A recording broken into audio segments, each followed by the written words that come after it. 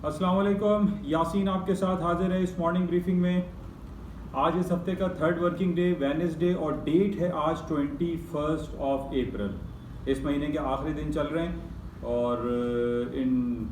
Daily basis पे आपके साथ एक सिलसिला बरकरार है जिसमें हम पूरी दुनिया की स्टॉक मार्केट को, पूरी दुनिया की पॉलिटिकल न्यूज़ को, पूरी दुनिया की जो भी एक डिस्टर्बेंस न्यूज़ आप कह लीजिए उनके ऊपर एक नज़र रखी जाती है और इन्हीं बेसिस पे हम इनको चेक करते हैं कि पूरी दुनिया की स्टॉक मार्केट में, पूरी दुनिया की गोल्ड एंड सिल्वर की मार्केट में, पूरी दुनिया की जो इंडिविजुअल स्क्रिप्ट्स हैं उसके ऊपर क्या असरात मुनफी या मुस्बत मुरतब होते हैं। तो सबसे पहले हम शुरू करते हैं कल रात, बल्कि सबसे पहले इंपॉर्टेंट बड़ी अच्छी खबर, मैं बहुत सारी खबरें का एक सर्च कर रहा होता हूँ तो मुझे एक बहुत अच्छी खबर लगी, उसको मैं सबसे पहले स्टार्ट करूँगा और वो खबर है पाकिस्तान की FBR federal board of revenue की जानिब से। और उन्होंने 176 बिलियन ऑफ रुपीज़ का एक प्रपोजल था IMF का, उसको रिजेक्ट कर दिया, उसको डिक्लाइन कर दिया, उसको मना कर दिया, जो कि बड़ी खुशाइन बात है। हमारे जो तनख्वाहदार तबका है उसके ऊपर एक बहुत बड़ी कारी ज़रब लगाने का ऐलान किया था और प्रपोजल दिया था IMF ने, और FBR ने उसको रिजेक्ट कर दिया है कि हम अपने सैलरी जो क्लास है, जो हमारी तनख्वाहदार जो तबका है उसके ऊपर 176 अरब रुपए के मजीद टैक्सेस हम नहीं लगाएंगे। ये बड़ी खुशाइन बात है और मैं उन तमाम लोगों को मुबारकबाद भी दूंगा जो तनख्वाहदार तबका है कि उसके ऊपर 176 अरब रुपए के इजाफी टैक्स का लागू जो होना था वो बहरहाल फिलहाल FBR ने उसको डिक्लाइन कर दिया, कि जो कि बड़ी अच्छी खबर है और FBR ने एक तनख्वाहदार तबके के बारे में कुछ सोचा। तो बहरहाल ये बड़ी इंपॉर्टेंट खबर थी। इसके अलावा पाकिस्तान की जो खबरें आपके सामने चल रही हैं, और पाकिस्तान की खबरों का सबसे ज़्यादा जो इन्हिसार अफ़गानिस्तान के हवाले से बहुत ज़्यादा इसको रिलेट किया जा रहा है कि अफ़गानिस्तान के हवाले से अमरीकी सदर जो बाइडन ने कहा है कि वो 11 सितंबर से पहले तक जो है अमरीका के बाकी मानदा जो 2500 फौजी रह गए हैं अफ़गानिस्तान में उनको निकाल दिया जाएगा, उनका विड्रॉल हो जाएगा, उनका इनखला कर दिया जाएगा। इस हवाले से बहुत ज़्यादा प्रेशर पाकिस्तानी हुकूमत के ऊपर भी अमेरिका की तरफ से दिया जा रहा है कि पाकिस्तान डू मोर की बातें हो रही हैं, और हम पहले भी ये सुनते चले आ रहे हैं पिछले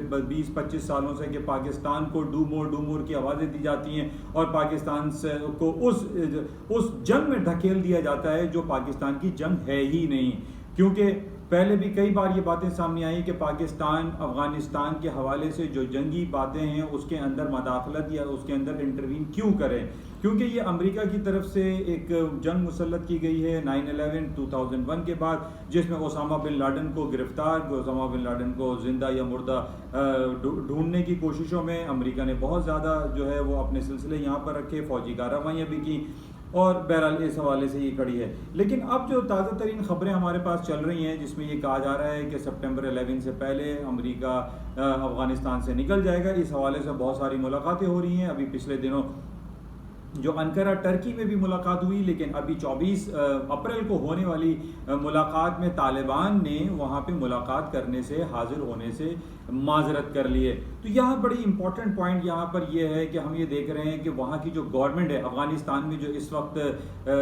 जो गवर्नमेंट एग्जिस्ट करती है वो अमेरिकन पपेट्स कहलाते हैं, अमेरिका की गवर्नमेंट है और तालिबान उसको एक्सेप्ट नहीं करते। इस हवाले से ये बहुत ज़्यादा चहमगोइयाँ हो रही हैं कि अगर अमेरिका अफ़गानिस्तान से निकल जाता है और उसके अंदर जो बाकी मानदा 2500 फौजी मौजूद हैं उनके इनखला के बाद अफगानिस्तान की इंटरनल हालात बहुत ख़राब हो सकते हैं, कुछ सिविल वॉर वाली सिचुएशन वहाँ पर लागू हो सकती है और उसके असरात नेगेटिवली पाकिस्तान की इकॉनमी पर भी पड़ सकता है। तो बहरहाल इस हवाले से अमेरिका पाकिस्तान से मदद चाहता है और वो ये चाहता है कि अफ़गानिस्तान से निकल जाने के बाद अफ़गानिस्तान के अंदर जो एक देर पर अमन है वो उसके अंदर पाकिस्तान अपना रोल प्ले करे। तो बहरहाल हमारे जो chief of army staff mister general Bajwa साहब इस हवाले से बहुत सारी मुलाकातें करते रहते हैं हाई कमान के साथ, और वो ये चाहते हैं कि अफ़गानिस्तान में एक देर पा अमन बरकरार रहे after withdrawal of US troops. तो बहरहाल इसको मज़ीद देखेंगे, लेकिन इस हवाले से पाकिस्तानी की इकॉनमी जो overall longer period of time में बहुत इंपॉर्टेंस रखती है। अगर अफगानिस्तान में पीस, अमन और शांति आ जाता है तो पाकिस्तान में भी इसके बहुत मुस्बत असरात आएंगे। तो बहरहाल हमने ये भी सुना कि जनाब जो अखबारात में आया कि इंडिया इस बात से खाइफ है और इंडिया नहीं चाहता कि अफगानिस्तान से अमेरिका की फ़ौजों का इनखला हो। उसके पॉइंट ये हैं कि वहाँ पे बहुत ज़्यादा एक अनसर्टेनिटी और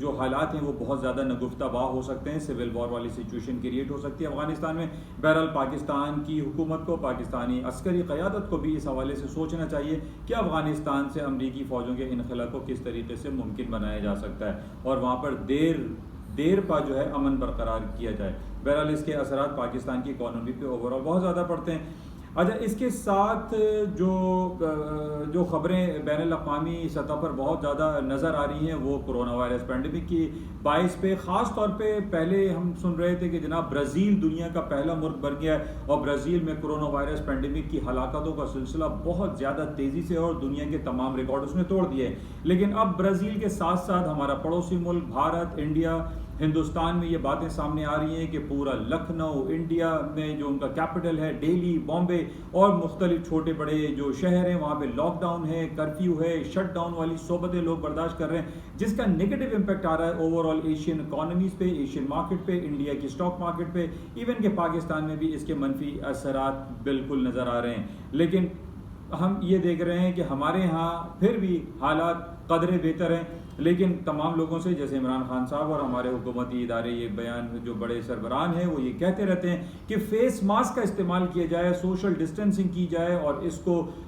फैलने से बचाने के लिए हम और आप ही कोशिश कर सकते हैं। बहरहाल इस हवाले से नेगेटिव इम्पैक्ट आ रहा है, इंडिया में बहुत ज़्यादा इसके केसेस सामने आ रहे हैं और इंडिया की वजह से ये भी खबर आई कि जनाब अमेरिका ने इंडिया से ट्रैवल करने वालों को पाबंद कर दिया है। वहाँ पर इंडिया से अमेरिका में लोग जा नहीं सकते या इंडिया से आने वाले, इवन के पाकिस्तान में जो लोग आ रहे हैं इंडिया से, उनको भी आगे मजीद फॉरवर्ड ट्रैवल करने से रोका जा रहा है। तो बहरहाल इस वक्त बड़ी संगीन सूरत हाल है इंडिया की तरफ से हमें दिखाई दे रही है और उसका नेगेटिव इफेक्ट स्टॉक मार्केट पर पड़ सकता है। बहरहाल अभी हम बहुत ज़्यादा तो ये नहीं कह सकते मार्केटें पूरी ओवरऑल एशिया की या यूएस की या यूरोपियन मार्केटें फॉल डाउन हो जाएंगी, लेकिन इसके नेगेटिव असरात धीरे धीरे पड़ सकते हैं। अच्छा, इसके साथ जो बैनुल-अक़वामी ख़बरों में आजकल बहुत ज़्यादा चर्चा, बहुत ज़्यादा शोर हो रहा है अमेरिका और रूस के ताल्लुकात के हवाले से। अमेरिका ने बहुत ज़्यादा पाबंदियाँ आयद कर दी है रूस के ऊपर, तिजारती और सिफारती ताल्लुकात पे डेंट लगा है, बहुत सारे लोगों का वहाँ पे ट्रैवल बैन कर दिया है, जिसमें 30-40 लोगों के उन्होंने नाम दिए हैं और ये कहा है कि अमेरिका के अंदर वो लोग नहीं आ सकते, ट्रैवल नहीं कर सकते। तो बहरहाल रूस के ऊपर बहुत ज़्यादा सख्त पाबंदियाँ इस वक्त देखने में आ रही हैं। अच्छा, रूस इसके रिटेलिएशन में बहुत सारे काम कर सकता है।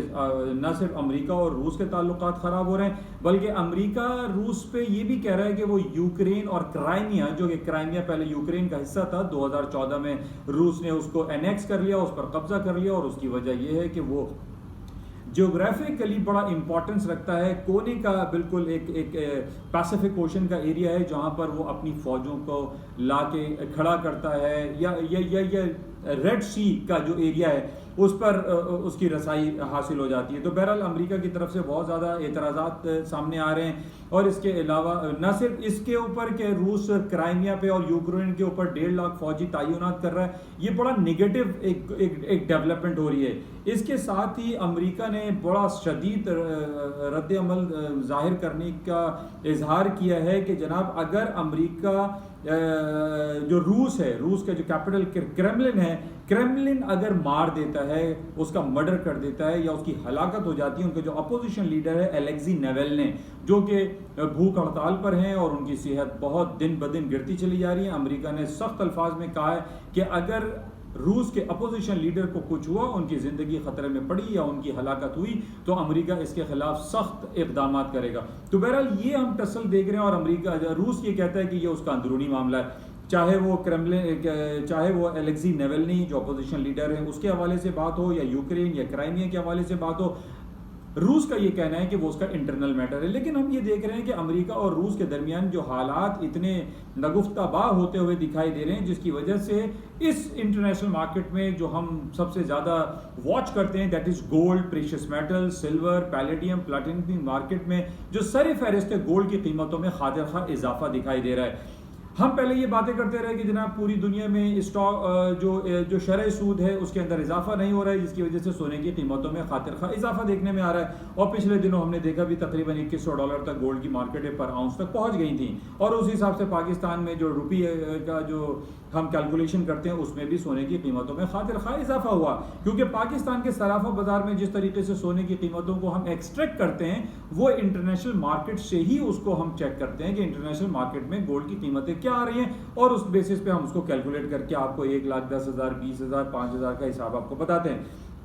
लेकिन ओवरऑल इंपैक्ट हम ये देख रहे हैं कि गोल्ड की कीमतों में मुस्तकिल इजाफा हो रहा है। आज भी हम देख रहे हैं कि तकरीबन 1790 के लगभग इंटरनेशनल मार्केट में जो डॉलर बेस होता है $1790 तक पर आउंस के हिसाब से गोल्ड की कीमतें आ गई हैं, बिकॉज ऑफ रूस और अमेरिका के तल्ख तिजारती और सिफारती ताल्लुकात। तो इस बेसिस पे हम देख रहे हैं कि हीटअप होता जा रहा है, ये नेगेटिव डेवलपमेंट हो रही है, जिसकी वजह से सोना जिसको सेफ हेवन के तौर पे लोग गिरदानते हैं उसके अंदर तेजी आ रही है। तो बहरहाल इसको हम मजीद देखेंगे, लेकिन अभी तक की जो रिपोर्ट है, जो खबरें हमारे पास हैं, जो टेक्निकलिटीज हैं, वो यही बता रही हैं कि सोने की कीमतों में मजीद इजाफा मुमकिन है, क्योंकि एक तो रूस अमेरिका ताल्लुकात, रूस चाइना के बिगड़ते हुए कभी कभार हालात, और प्लस ये कि पूरी दुनिया में अभी शरह सूद का बढ़ाने का कहीं कोई इशारा हमें मौसूल नहीं हो रहा है, जिसकी वजह से सोने की कीमतों में इजाफे के इम्कानात वसी हैं। तो बहरहाल ये इंपॉर्टेंट था। और इसके अलावा जो सबसे इंपॉर्टेंट कल हमारे पास खबर गुजरी, जो कि मैं आपको हफ्तेवार में बताता रहता हूं, कि अमेरिका की जो बड़ी बड़ी जायंट कंपनीज हैं जिनको $1 ट्रिलियन इंडस्ट्रीज कहा जाता है, जिसके अंदर सबसे बड़ी एक कंपनी है जिसको फैंग ग्रुप कहते हैं, फैंग ग्रुप का एक पार्ट है that is known as the Netflix. Netflix की कल एक रिपोर्ट आई जो निस्बतन थोड़ी सी खराब आई, खराब इस सेंस के उसके जो सब्सक्राइबर की जो फोरकास्ट थी, तकरीबन 6 मिलियन सब्सक्राइबर की फोरकास्ट थी, क्योंकि कोरोना वायरस पैंडेमिक की वजह से लोग लॉकडाउन, शटडाउन, कर्फ्यू की वजह से घरों में मुकीद हैं, और घरों में जब मुकीद होते हैं तो वो नेटफ्लिक्स को सब्सक्राइब करते हैं और नेटफ्लिक्स की सब्सक्रिप्शन बढ़ जाती है। लेकिन हमने देखा पिछले दिनों जो कोरोना वायरस पैंडेमिक के हालात खराब होने के बावजूद लॉकडाउन, शटडाउन में इतना ज्यादा तेजी नहीं आई, निस्बतन कम हुआ, लॉकडाउन कम हुआ, शटडाउन कम हुआ, कर्फ्यू कम लगा, जिसकी वजह से हमने देखा कि जो नेटफ्लिक्स की फोरकास्ट थी कि जनाब 6 मिलियन उसके सब्सक्राइबर बढ़ जाएंगे, वो 6 मिलियन नहीं बढ़े, तकरीबन 4 मिलियन उसके सब्सक्राइबर बढ़ गए। लेकिन जहां तक हम टोटल सब्सक्रिप्शन की बात करते हैं तो इस वक्त अमेरिका में सिर्फ 73 मिलियन सब्सक्राइबर हैं। आई रिपीट 73 सब्सक्राइबर हैं, 73 मिलियन। और पूरी दुनिया में इस वक्त 204 मिलियन 204 मिलियन सब्सक्राइबर हैं नेटफ्लिक्स के, जो कि दुनिया की नंबर 1 स्ट्रीम लाइनिंग या जितने भी आप ड्रामा, टीवी, फिल्म, मूवीज देखते हैं, ये एक प्लेटफॉर्म है जिस पे आप पूरी एक एंटरटेनमेंट इंडस्ट्री बन चुकी है। तो 204 million subscriber, it's a too big number. तो बहरहाल इस वजह से हम ये देख रहे हैं कि जो इसकी रेवेन्यू जनरेशन है या मार्केट कैपिटलाइजेशन है या इसकी जो नेट इनकम है उसमें निस्बतन इजाफा तो हुआ है, लेकिन सब्सक्रिप्शन कम हुई, जिसकी वजह से ये कहा जा रहा है कि अगले क्वार्टर में जो नेटफ्लिक्स की अर्निंग आएगी वो डिक्लाइन हो सकती है। इस वजह से कल रात को हमने ये देखा कि जब अमेरिका में ये रिपोर्ट आई, S&P, डाउ जोन्स और नेस्डैक, जो कि अमेरिका की स्ट्रीमलाइन स्टॉक इंडेक्स हैं, उसमें जवाल आ गया, डाउन हो गया, फॉल हो गई। तो मार्केट में बहुत ज्यादा फॉल तो हम नहीं कह सकते, लेकिन चूंकि हम ये देख रहे हैं कि जो फोरकास्ट थी 6 मिलियन की सब्सक्रिप्शन की, वो नहीं हुई, 4 मिलियन तक इसकी सब्सक्रिप्शन हुई। तो बहरहाल ओवरऑल कहानी प्लस है, पॉजिटिव है, ऊपर की तरफ है, जिसकी वजह से हमने ये देखा कि नेटफ्लिक्स के रिजल्ट्स आने के बाद मार्केट मार्जिनली थोड़ी सी डाउन साइड पर आई। लेकिन हम ये नहीं कह सकते कि जनाब इस बेसिस पे स्टॉक मार्केट तबाह हो जाएंगी, क्रैश हो जाएंगी, ये हो जाएगा, वो हो जाएगा, ऐसी कोई बात नहीं है। तो बहरहाल ओवरऑल जो स्टोरी है वो यही है कि अमेरिका की स्टॉक मार्केटें डेली बेसिस पे हायर साइड पे जा रही हैं, लेकिन जो अमेरिका और रूस और अमेरिका और चाइना और खास तौर पे अमेरिका और रूस के दरमियान जो चपकलिश शुरू हुई है, इस बेसिस पे हम इन लॉन्गर पीरियड ऑफ टाइम में ये कह सकते हैं कि स्टॉक्स मार्केट में कोई हेल्दी करेक्शन पॉसिबल है। ये कुछ खबरें आपके साथ शेयर की गई। उम्मीद है कि इन कुछ खबरों से जो 5-10 मिनट की आपके साथ एक लिंक रहता है, इससे आपको कुछ ना कुछ इस्तेफादा हासिल होता होगा। इम्पॉर्टेंट हमारे पास यही है कि गोल्ड की मार्केटों में तेज़ी हम गिरदान सकते हैं, और उसकी वजह यही है कि रूस अमेरिका के जो ताल्लुकात हैं, और टेक्निकल ग्राउंड पे जो हम देखते हैं ग्राफ चार्ट्स वगैरह पे, उसमें बड़ा इंपॉर्टेंट लेवल आ रहा है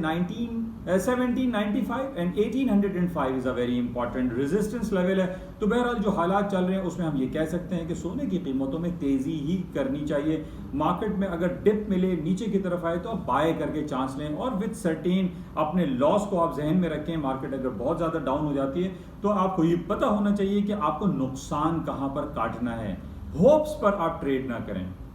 तो बहरहाल इंशाल्लाह राब्ते में रहेंगे और देखते हैं कि आज सारा दिन मार्केट में क्या खबरें रहती हैं, पाकिस्तान स्टॉक किन टेक्निकलिटीज़ पे क्लोज होता है और अमेरिका की मार्केटें और यूरोप की मार्केटों में क्या आज सारा दिन रहता है। इजाज़त चाहूँगा आपसे जाते हुए, गुजारिश इस यूट्यूब चैनल को प्लीज़ लाइक करें, शेयर करें और सब्सक्राइब करें with bell icon. Thank you, खुदा हाफिज़।